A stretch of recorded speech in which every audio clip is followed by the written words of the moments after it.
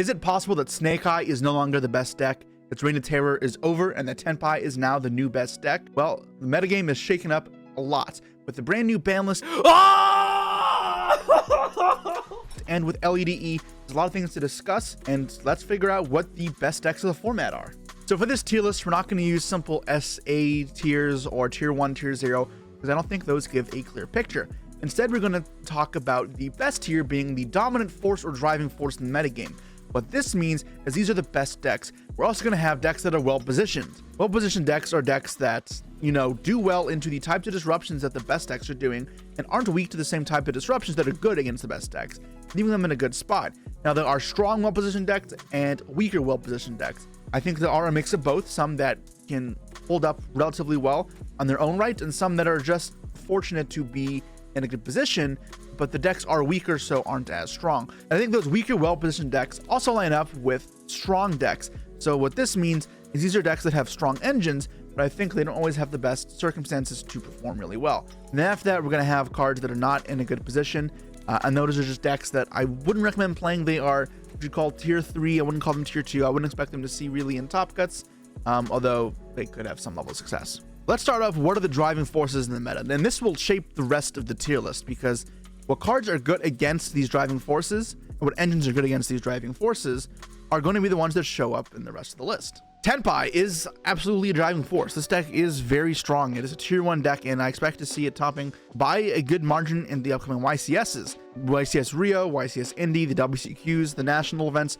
Tenpai should be something to watch out for, and that's even without the cards from Infinite Forbidden. Now, its playstyle is very different than other decks that obviously elects to go second and OTK with very powerful cards, using its consistency, its ability to play with one card very effectively, and its flexibility in playing so much non-engine that you can do kind of whatever you want with it. One of the strongest points of this deck is its field spell. Its field spell, while being a search card, also makes them immune to activate effects during the main phase. That is also, however, a weak point for them. If this field spell is not on the field, then they are rather vulnerable, but also it only works during the main phase. So if you are able to use quick effects during the battle phase that deal with the Tenpai monsters, then you're in a lot better position. It's important to note that the Tenpais can quick synchro in the battle phase, so targeting effects still aren't going to be very good in the battle phase. Because if you target something, they can chain and synchro, and targeting effects still won't resolve very well.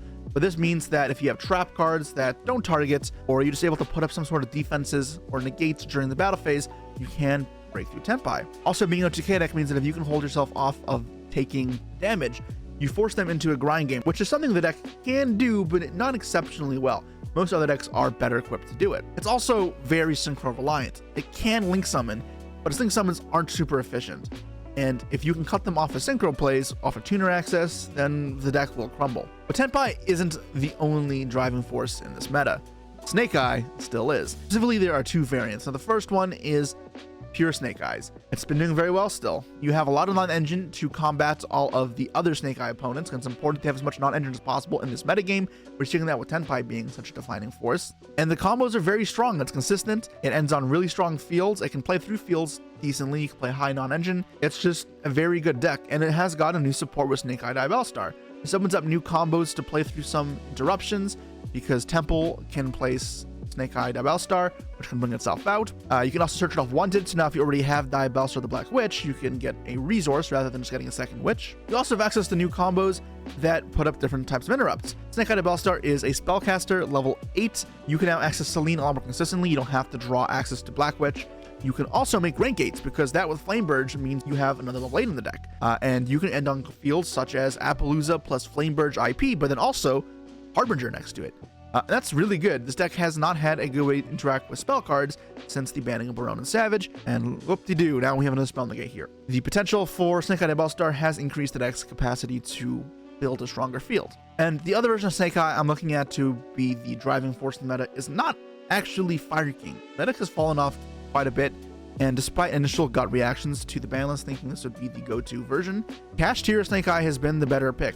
It has done better, and it's been growing in popularity. It's a deck that really wasn't played at the start of last format, but it's proven to be quite the threat.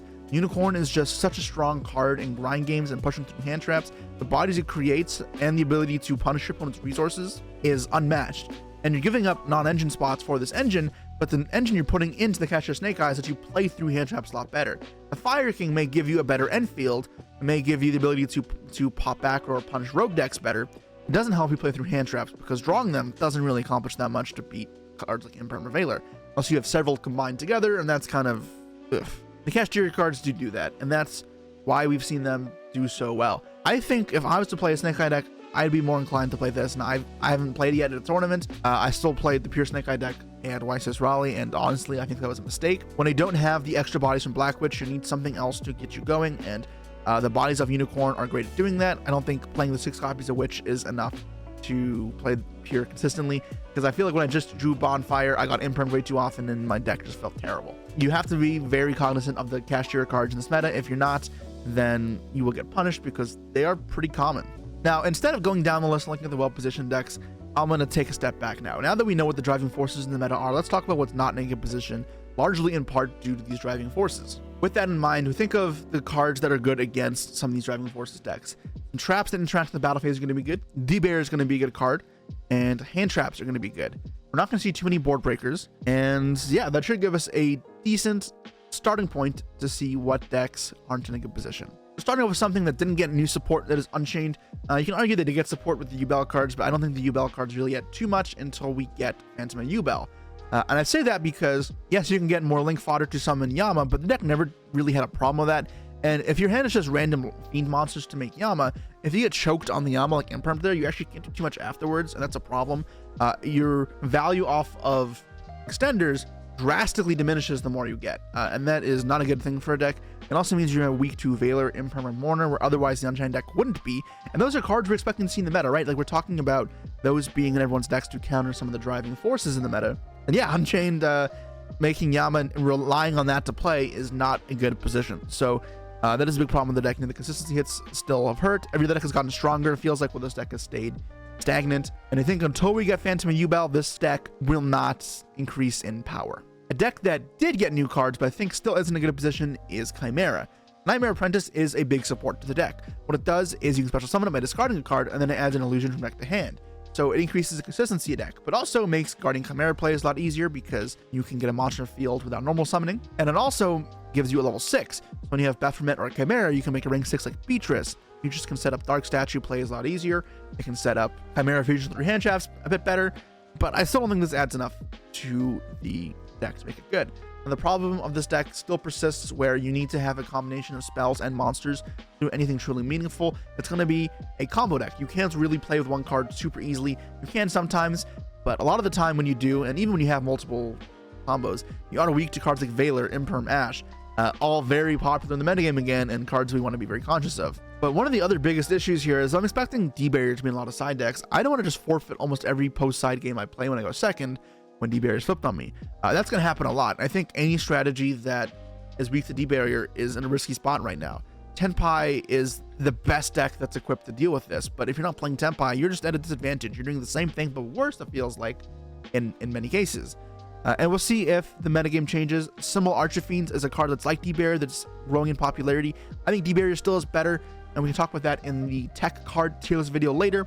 If that card becomes played more than D-Barrier, then there's a chance some of these Fusion or Xyz decks that would otherwise be invalidated by Barrier could pop up back in the meta. Similarly to Chimera, I think a deck that's not in good position is Pearly, largely in part to D-Barrier. This deck can play through hand traps very flippily. Like, sometimes it gets through them very effectively, sometimes it folds to them instantly, so I wouldn't say it's a deck that's particularly weak or strong against hand traps, but the fact that D-Barrier exists is still like the biggest problem with this deck. Going second playing against Barrier, you have very little recourse. SP did help with that a little bit, because sometimes you can try clean up the field, stay alive, but it's not easy. And if there's any sort of field backed with Barrier, you can expect to just lose the game. And that would make me very hesitant to sign up with Pearly.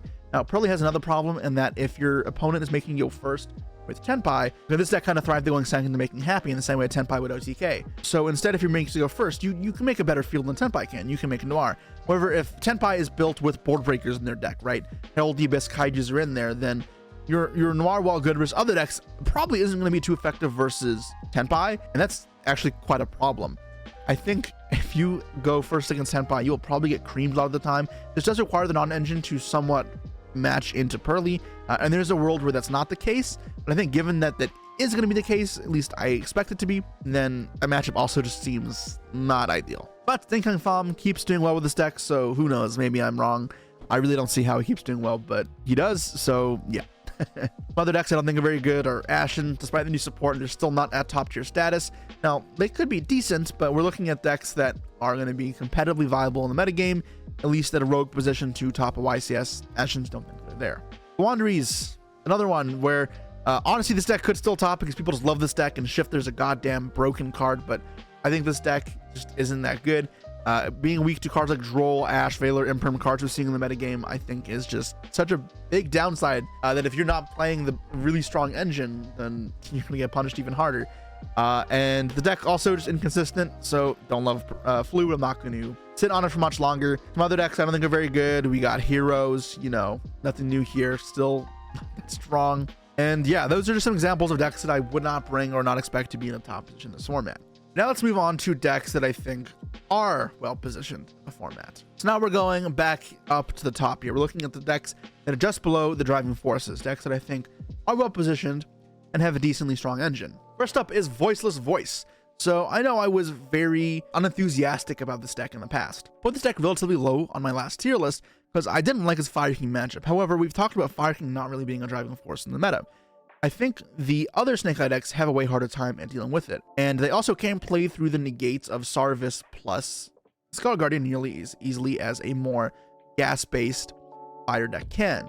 So this deck isn't as weak going first as maybe I would have thought on first sight. Now you don't get to play too much non-engine in this deck, and that is a downside. You are locked at around 12, which isn't the worst, but you are just playing less non-engine than a lot of other decks. And I think that hinders Voiceless quite a bit from being this absolute top tier threat, but it does still feel pretty good. And now the non-targeting also is pretty good against a lot of other decks, Snake Eye included. If everyone's playing Valor and Imperm, the targeting effects can also just be completely dead. Now sometimes you do lose to Valor or Imperm early on, but if you can't resolve them really early on, this deck will be immune for the rest of the game. It also deals with these slow mid-range decks very well. If people are playing these decks like Marincess or Salamangreat that can play a bunch of hand traps but also aren't weak to hand traps at the same time, those decks are typically worse for removal and hard negates.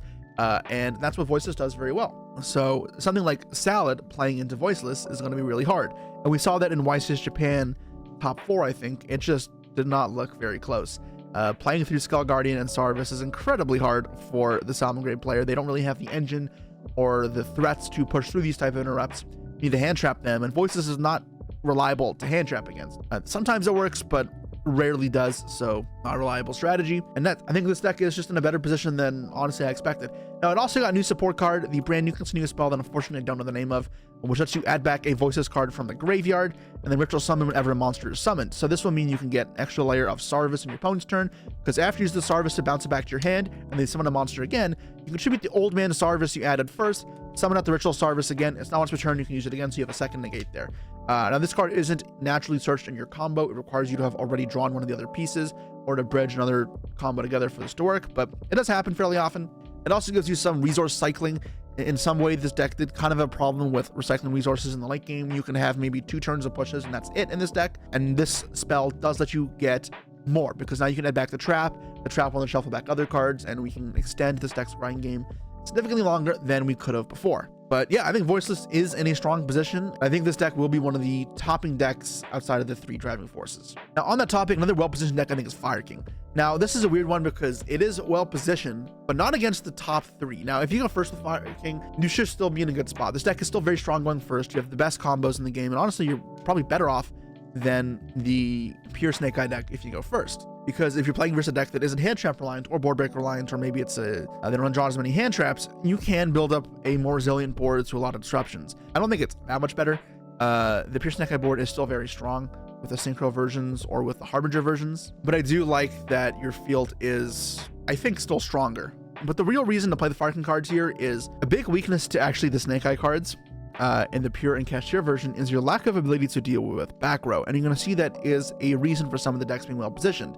And it is a partial reason for Voices doing well. And it's the same reason why like the Tenpai field spell is so good as well. It's kind of hard to force out. The Snake Eye deck has Phoenix, it has access code, and it has SP. It does have ways to deal with back row, but not many. And then you can wait till those, then your back row will survive and they'll get maximum value. And you'll see that matters with other well-positioned decks. Fire King, however, thanks to Kirin and Garunix, doesn't have that same problem. It can push through back row a lot easier. So if we start seeing the metagame shift a little bit, and decks that have a lot more back row in them to combat the Snake Eye and Tenpai decks, because Tenpai was also weak to traps. Then Fire King, which is still very strong engine, a bit weaker in other Snake Eye against other Snake Eye matchups, but better versus these rogue decks or these other well-positioned decks. Then yeah, you gotta see here, Garunix can just punch. Garunix Kieran can really carry these not fire matchups. So if we're going to a tournament and we're expecting to play against only like 4 Snake Eye in the entire tournament, 4 or 5 Snake Eye over 16 rounds, but you're playing a lot of Voiceless, a lot of Labyrinth, a lot of Runic, then I think I may reckon I'd rather have the Fire King cards in my deck. And time will tell if this could maybe move Fire King up to a higher tier. I already think it's pretty good, but if you were playing mostly fire, I think this would be a strictly worst pick at the moment. But if you're not, then the edges gives you in other matchups might be worth it. Now, on the topic of those Backro decks, right? I do think Backro decks are in a good position. We've seen Runic Stun time and time again do well, and I don't think it's a very well represented deck. I think if good players start playing it and more people start playing it, this deck would really thrive. The Snake decks and the Tenpai deck don't really have great ways of interacting with it. They have some ways, but not many. The Floodgates are very strong, and you can go second relatively comfortably and not suffer too much. Now, Snake Eye Diabellstar being included in the Snake Eye deck will give you access to Harbinger when you go first, so the Runic deck may struggle a little more versus that now, being a Spell Negate. One, the Spell Negate should not be the end of the world. I'm curious to see that as people prepare more and more with more side deck cards that deal with Backro, as people play more side cards to deal with Floodgates like Cosmic Cyclone, Chaelman Heartbeat, Eldritch the Golden Lord, and Twin Twister, I'm not sure if this purely Floodgate approach will still hold up, but I think this deck is relatively well positioned. I think Runics do well versus Tenpai as well, because they can play in the battle phase relatively easily, as well as put up blockers for attacks, you know, without a problem. I do expect this deck to be a well-positioned deck, but please don't play it, because no one has fun playing against this. This is not a fun deck. And then keeping going with trap decks, I think Labyrinth is actually not in a bad position. Now, again, before I rated this deck relatively lowly, and when I did that, it's because I thought one of the biggest driving forces in the meta was going to be Fire King Snake Eye. I think this deck's Fire King Snake Eye is really bad.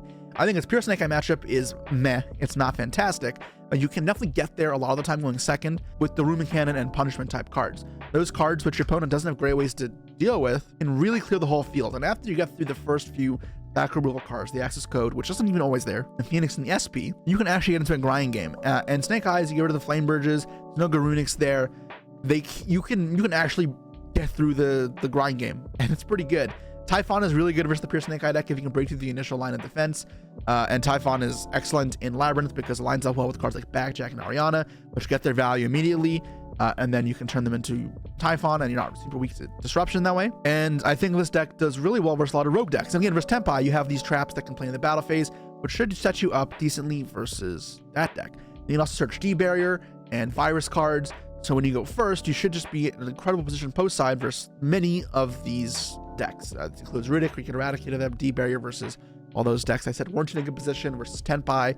And then you can get to Rumen Cannon, which is just fantastic versus Guy. This deck still has a weak time against Princess. I think Princess is one of the best cards versus this deck because it's constant flow of resources for the Snake Eye player, as well as constant disruption, keeping cards like Lovely off the field, or the Snake Eye player as well. Flamebird putting Lovely in the spell trap card zone is also very crucial and makes it way harder for the Labyrinth player to keep the ball rolling with setting trap cards and popping cards every turn, but it's not a death sentence. It's a not the easiest matchup in the world, but it's also not nearly as bad as the Fire King version to play. So I do expect to see Labyrinth do better than it did in the past. Will it be absolutely dominant and rampant? No, but I think it is in a better position than people may give it credit for. So those are the 4 decks I think are well positioned, but I want to talk about those that won't be super popular in Top Cut, but may take a couple spots just in the back of their engine being incredibly strong. The first one I want to talk about is Rescue Ace Snake Eye, or just pure Rescue Ace, with the use of the Diabellstar and Poplar cards. Now the deck is very strong. It is still a fire deck. It still uses Princess, which is a very good card.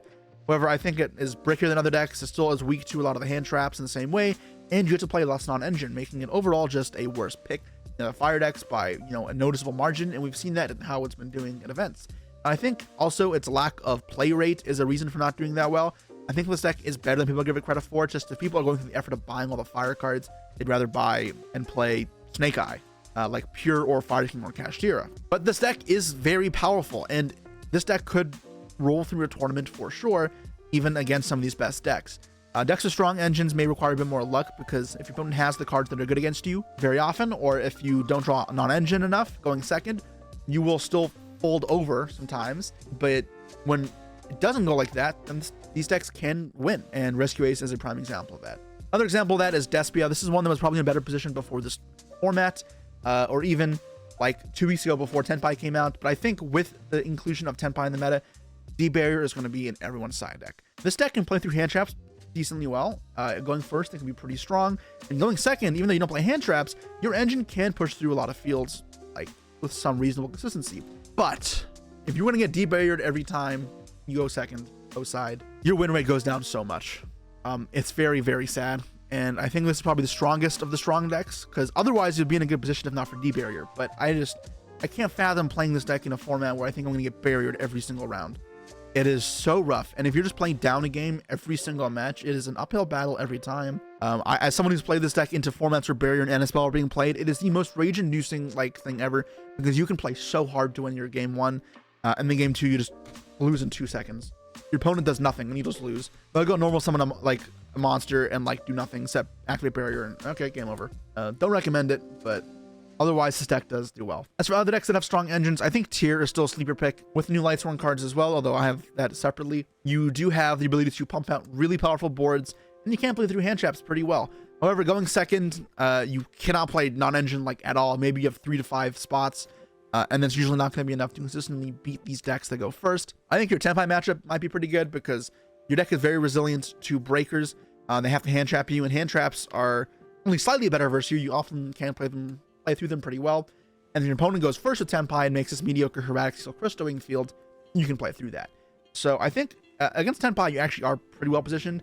Or you go up against the Snake Eye variant, it's probably die roll dependent. And even then, if you go first and they open up like 3 hand traps like their deck is designed to do, there's a solid chance you're passing on a meh field and still get ruled by Snake Eye. But this deck's engine is strong, and you can definitely get there based off the deck, just milling well, drawing well, and raw power getting there, but not in that position. And the same thing goes for the next deck, and that's Lightsworn. Brand new cards. There are a couple ways to build this, and I'm not going to talk about every different variant because the problems are going to be the same with pretty much all of them, and that is your lack of non-engine. Same as the tier 1, when you go first, you can play through hand traps pretty well. You can make really strong end fields that really can't be broken by board breakers, and that makes your deck really strong when it gets to play properly. It's just that that's not always the case. But if this deck's tops, I will not be that surprised. It is still an okay pick. Now, if I had to pick one Lightsworn deck to be the best variant, it would be the Runic one. You'll see that one of the weaker decks that I think is in well positioned are Runic combo decks. Again, because spells and traps are hard to interact for the driving forces, the dominant forces of the meta right now. It pairs up well with a strong engine in Lightsworn, and the well-positioned Runic cards may give you the best chance of playing through the Snake Eye fields.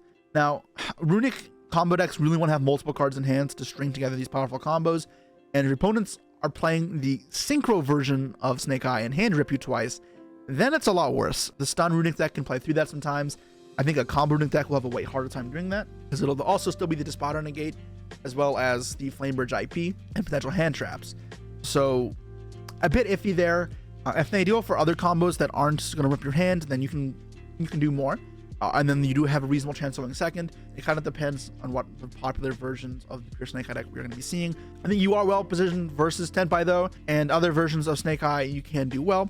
So I think this deck is like, if there's a way to play either Runic or Lightsworn, it is that version, and I'm curious to see if other people will take advantage of it. I'm probably not going to play it just because I don't want to lose to Omega Rip. You have very little recourse against it. So I'm going to hope that Josh will innovate something there and will take it from me, because I've had my fun with the Runic Lightsworn deck for now, and it's time for y'all to innovate. And that brings the strong decks to a close. Those are the decks I'd expect to see maybe 1 or 2 of them on Top Cut Show just based off of the power of their engine. Moving on to decks that I feel like are on the same power level, but for a different reason. It's that weaker decks that are well positioned, again, just by circumstances. This includes Marincess. Marincess, again, same as before, just the ability to play a lot of hand traps is very good right now. And the fact that it's not too weak against the same hand traps means that when those players use those hand traps against you, you should suffice just fine. Your engine is just weaker than a lot of other engines. That is a downside. It's not a terrible engine, but it's not brilliant either. This deck is in this position where you can do well with it. You can top a YCS for sure, then you can top a regional for sure with it. But it is held back from being that true top level just by its engine being In that position as well is Salamangreat, with a brand new card, Code of Heat or Heat Soul Code or Talker or something, whatever, it'll be on screen. It gives some new support to the deck, and I think this deck plays similar to Marincess. Both decks play relatively well through most hand traps, with an incredible weakness in Nibiru, have an ability to kill and capitalize off of 1-card combos rather effectively, And in Salamangrade's place, it's got even more ability to extend turn 1 or play through Disruption. It can also keep a large suite of hand traps in its deck to combat going second versus the Snake Eye decks. However, again, the engine is still far from the best. There are other decks with stronger engines, and I'm not sure this will be a absolute best deck. Another deck that I honestly did not like, but has seemingly been okay, largely in part due to its favorable matchup versus targeting effects like Veiler, Imperm, and Mourner, is Vanquish Soul. Shoutouts to fellow Canadian Steve Santoli. I'm very sad he went X2 at YCS Raleigh and then did not top thanks to tiebreakers, despite having pretty late round losses. I would have thought this deck sucked, but he's convinced me, at least to some degree. This deck's matchup into targeting effects like Veiler, Imperm, or even SP makes this deck decently well positioned. You can play a lot of the powerful cards like Shifter, Gravekeeper's Inscription in this deck as well, that give you a fighting chance versus other decks. The biggest thing here is, like Voice's Voice, it's deceptive that you can't actually play that much non-engine in this deck. You can play a decent amount, but it's not a huge suite like you can with Salad, Marincess, or Snake Eye, because you need to keep up your Vanquish Soul names and attributes. But it is still not bad. You have some level of non-engine. It's not like you're playing tier where you have 3 to 5. So yeah, I think it's just its ability to play into these type of fields, no weakness to D-Barrier either, gives it a okay position in the format. I still think it as an engine is just weaker than most decks, so I wouldn't put this too highly, but yeah. Next up is Kashtira. Last time I put this as the highest anti-meta deck on my tier list, and I still think it's a very strong anti-meta pick, more so than Flu, but Runic Stun is probably stronger because it doesn't interact with monsters, hand traps at all, where Kashtira still are weak cards like Promethean Princess and Veiler Emperor, while not that good against you, do something still. But this deck can play a lot of the floodgates very effectively, play Shifter very well. It's not super weak into hand traps, you can fit a lot of non-engine in, and that is pretty good. Part of the problem, however, is that it's not always too easy to kill. When you do go for the kill shot, you often play into Nibiru, and that's where I found this deck can crumble, is if you have something like Shifter or you're able to stop them for a turn, you can't kill them without playing into Nibiru, and then if you get Nibiru'd, the turn passes back to them, and then you can be back in a precarious spot. I still think it has a lot of good matchups, and there are many games that can take by storm, and we've seen it do relatively well as a pure deck in top cuts. You know, it sneaks in a couple times, even has made it the top 4 of YCS Columbia. I don't think that'll change, but I do think like Kashtira Snake Eye is just the same thing but better on a lot of cases. Taking advantages of the cash cards, still have a bunch of non-engine, and just a more powerful engine to back it up. And the last deck that I want to talk about is Runic Combo. Again, I think the Runic cards are in an okay position right now, but they aren't perfect. I think the Runic Combo decks are just worse than Runic Stun because you are still interacting with cards like Veiler, Mourner, Imperm, whereas the Runic Stun deck would kind of bypass that and make your opponent's cards mostly dead. By playing a Runic Combo deck, you're giving your opponent's non-engine more cards to target. Maybe post side, you're a bit better off because their back removal won't be as effective against you. It still will do something, and I think overall it's just way more cards that are effective against you. Now, there are many different ways to build Runic Combo decks, and honestly, I'm not sure which one would be the best. You can play Bestials, you can play for higher, the Churia, I guess that's probably not playable with the current ban list. But again, the Runic Lightsworn one would be the one that I default to, at least at the moment, and I'm curious to see how that holds up as a new engine. But I do think that Runics are in an okay position thanks to Tenpai and just being spell-based rather than overly monster-based. And that brings our tier list to a close. We have our dominant driving forces in the metagame that shape the non-engine around it and the decks around it as well. What decks are good against it and what are bad against it determine where every other deck lies in the tier list. We have our decks that are not in a good position, largely in part to being bad versus the non-engine that's good against the driving forces, or just bad against the engines of the driving forces in general. And then we have decks that are well positioned for the opposite reasons, such as Labyrinth or Voice's Voice. And we also have decks with strong engines that aren't the best positioned, and we have weaker decks that are well positioned that give them a decent shot as well. Let me know what you guys think of this type of classification system, because I don't like the simple tier 1, tier 0, tier 2 classification. I think it doesn't give enough depth into what's actually going on in the metagame. So I've been trying to think of new ways to talk about decks. And if this works, please let me know, because I will keep doing it this way. And also check back next week as we do the tier list for our staple cards. Every format we're going to do this. We're going to talk about the best decks. Next, we're going to talk about the best staples, whether it be board breakers, floodgates, hand traps, all this such. So check back next week if you want to see what's going to be the best cards to play. Peace.